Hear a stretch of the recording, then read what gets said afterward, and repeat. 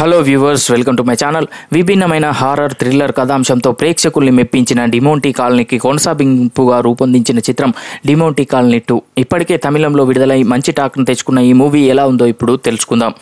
Cancer బారిన పడి మృత్యుతో పోరాడుతున్న శామ్ రిచర్డ్ అంటే సర్జానో ఖలీద్ను ప్రేమించి పెళ్లి చేసుకుంటుంది డెబీ అంటే ప్రియా భవానీ శంకర్. అతన్ని కంటికి రెప్పలా కాపాడుకుంటూ క్యాన్సర్ నుంచి కోలుకునేలా చేస్తుంది. కానీ అంతలోనే శామ్ అనూహ్యంగా ఆత్మహత్య చేసుకుని చనిపోతాడు. దీంతో డెబీ తన భర్త ఆత్మహత్య వెనుకున్న కారణం ఏంటనేది అర్థం కాక మానసికంగా చాలా సతమతమవుతుంది. ఒక బౌద్ధ సన్యాసి తెర్సింగ్ దోర్జీ సాయంతో తన భర్త ఆత్మతో మాట్లాడే ప్రయత్నం చేస్తుంది. శామ్ చదివిన ఓ పుస్తకమే అతని చావుకు కారణమని, ఈ తరహాలోనే పలువురు మృత్యువాత పడ్డారని తెలుసుకుంటుంది.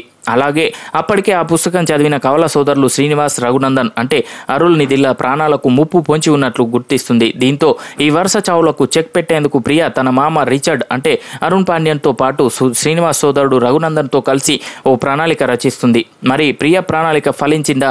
రఘునందన్ను అతడి సోదరుని ప్రాణాలతో రక్షించిందా? అసలు డిమోంటీ కాలనీకి ఈ పుస్తకానికి ఉన్న లింక్ ఏంటి అన్నది మిగతా కథ.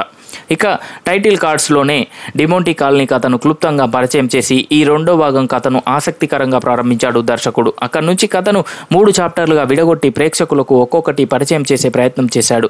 తొలి చాప్టర్లో డెబీ భర్త ఆత్మహత్య చేసుకోవడం, బౌద్ధ సన్యాసుల సాయంతో భర్త ఆత్మతో ఆమె మాట్లాడే ప్రయత్నం చేయడం వంటి సన్నివేశాలు ఉత్కంఠభరితంగా ఉంటాయి. ఇక రెండో చాప్టర్లో కవల సోదరులు శ్రీనివాస్, రఘునందన్ల చుట్టూ తిరుగుతుంది. ప్రియా కథతో ఈ కవల సోదరుల కథను ముడిపెట్టిన తీరు ఆసక్తి రేకెత్తిస్తుంది.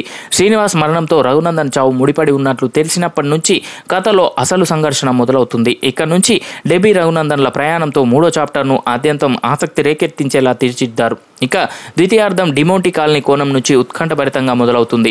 ఎక్కడో హాస్టల్లో ఉన్న 3 ఆడపిల్లలు ఓ పుస్తకం చదివి డిమోంటీ హౌస్లో ప్రత్యక్షమవడం, అక్కడ వారికి ఎదురయ్యే భయానక అనుభవాలు చూపు తిప్పుకోనివ్వకుండా చేస్తాయి. అయితే ఇక్కడ నుంచి దర్శకుడి స్క్రీన్ ప్లే ప్రేక్షకుల్ని కాస్త గందరగోళానికి గురిచేస్తుంది.